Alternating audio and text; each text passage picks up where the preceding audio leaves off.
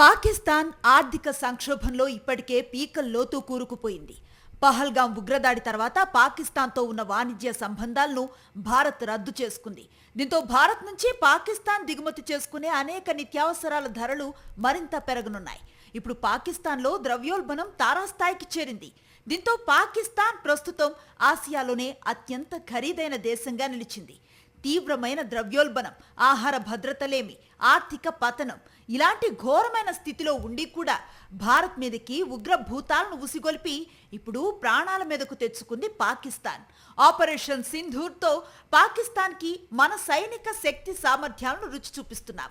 మరోవైపు financial strikes కి కూడా పదును పెట్టింది భారత్. ఆర్థికంగా పాకిస్తాన్ని చావు దెబ్బ కొట్టడానికి ఇప్పటికే కసరత్తును మొదలుపెట్టింది. అంతర్జాతీయ ద్రవ్యనిధి పాకిస్తాన్ ఇప్పుడు కేవలం దీని మీద ఆధారపడి ఉంది. ప్రస్తుతం ఐఎంఎఫ్ తలుపుని పాకిస్తాన్ 25వ సారి తట్టింది. గతేడాది అంతర్జాతీయ ద్రవ్యనిధి నుంచి $1.1 బిలియన్ ప్యాకేజీని పాకిస్తాన్ తీసుకుంది. ఆ సమయంలో చేసుకున్న ఒప్పందం ప్రకారం రాబోయే 2-3 ఏళ్లలో ఐఎంఎఫ్ సూచనలు పాటించాలి. ఉగ్రవాదుల సూచనలు, ఆదేశాలు తప్ప మరేం పట్టించుకొని పాకిస్తాన్ ఐఎంఎఫ్ దగ్గర అప్పు తీసుకోవటం తప్ప దాని సూచనలు ఎప్పుడూ పట్టించుకోదు.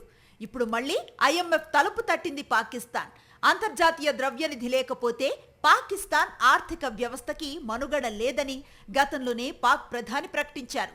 ఈసారి ఐఎంఎఫ్ దగ్గర $7 బిలియన్ రుణం కావాలంటోంది పాకిస్తాన్. ఉగ్రవాద కార్యకలాపాలకే నిధులు ఖర్చు చేసేందుకు దేశానికి రుణం ఇవ్వటం అంటే టెర్రరిజాన్ని పెంచి పోషించడమే అని భారత్ వాదిస్తోంది. ఎట్టి పరిస్థితుల్లోనూ పాకిస్తాన్ని రుణం ఇవ్వవద్దని ఐఎంఎఫ్ కి గట్టిగా చెప్తోంది భారత్. ఇప్పటి వరకు పాకిస్తాన్ కు $3,100 కోట్ల సాయం అందించింది ఐఎంఎఫ్. ఇంకా $350 కోట్ల సాయం అందించాల్సి ఉంది. ఈ మొత్తాన్ని పాక్ కు అందకుండా నిలువరించేందుకు భారత్ ప్రయత్నిస్తోంది. ఒసామా బిన్ లాడెన్ ఎక్కడ దొరికాడో అందరికీ తెలుసని, ఐక్యరాజ్య సమితి నిషేధించిన ఉగ్రవాద సంస్థలు, ఉగ్రవాదులు ఎక్కువగా ఎక్కడున్నారో కూడా ప్రపంచానికి తెలుసని వాదిస్తోంది భారత్. వేలాది మంది ఉగ్రవాదులు పాకిస్తాన్లో స్వేచ్ఛగా తిరుగుతున్నారని, అలాంటి దేశానికి సాయం అందిస్తే పాముకు పాలు పోసి పెంచినట్లవుతుందని భారత్ స్పష్టం చేస్తోంది. పాకిస్తాన్కు అంతర్జాతీయ ద్రవ్యనిధి ఇప్పటి వరకు 24 సార్లు సాయం చేయగా ఏది సత్ఫలితాలను ఇవ్వలేదనే నిజాన్ని ప్రపంచానికి భారత్ పదే చెప్తోంది. ఈసారి ఐఎంఎఫ్ నుంచి ఎట్టి పరిస్థితుల్లో పాకిస్తాన్కి బెయిల్అవుట్ ప్యాకేజీ రాకుండా చూస్తామని భారత్ తేల్చి చెప్తోంది. जहाँ तक आईएमएफ बेल आउट का सवाल है, आपको ज्ञान होगा कि आईएमएफ की आज मीटिंग हो रही है. हम वहाँ पे अपना पक्ष रखेंगे और जो हमारा मत है इन चीज़ों को लेके वहाँ पे साझा करेंगे दूसरे मेंबर्स के साथ. ये बोर्ड पे निर्भर है कि वहाँ पे क्या నిర్ణయం होता है. 2023లో పాకిస్తాన్లో ద్రవ్యోల్బణం రికార్డు స్థాయిలో 38.5% చేరింది. ఆర్థిక వ్యవస్థ తిరోగమనంలోకి వెళ్ళింది.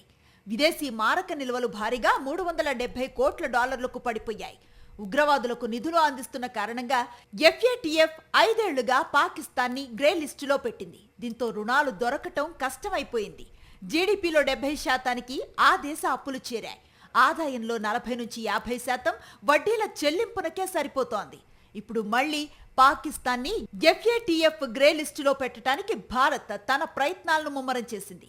ఉగ్రవాదాన్ని ప్రోత్సహించటమే కాదు, పెంచి పోషించే దేశాల్లో పాకిస్తాన్ ప్రధానమైందని సాక్ష్యాధారాలతో సహా FATF ముందు ఉంచింది భారత్.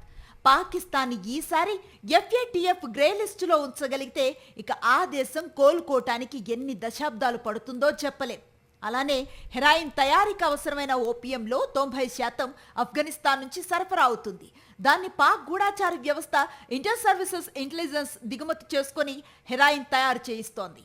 హెరాయిన్తో 100 కోట్లు సంపాదిస్తూ ఆ డబ్బుతో టెర్రరిస్టులను పెంచి పోషిస్తోంది. ఈ మాదక ద్రవ్య చీకటి సామ్రాజ్యం మీద కూడా భారత్ ఫోకస్ పెడుతోంది. అమెరికాతో సహా అనేక దేశాలు మాదక ద్రవ్యాలను అత్యంత సీరియస్ గా తీసుకుంటున్నాయి. ఇలా అన్ని కోణాల్లో పాకిస్తాన్ ఆర్థికంగా కోలుకొని చావు దెబ్బలు కొట్టడం మీద భారత్ పూర్తి స్థాయి ఫోకస్ పెట్టింది.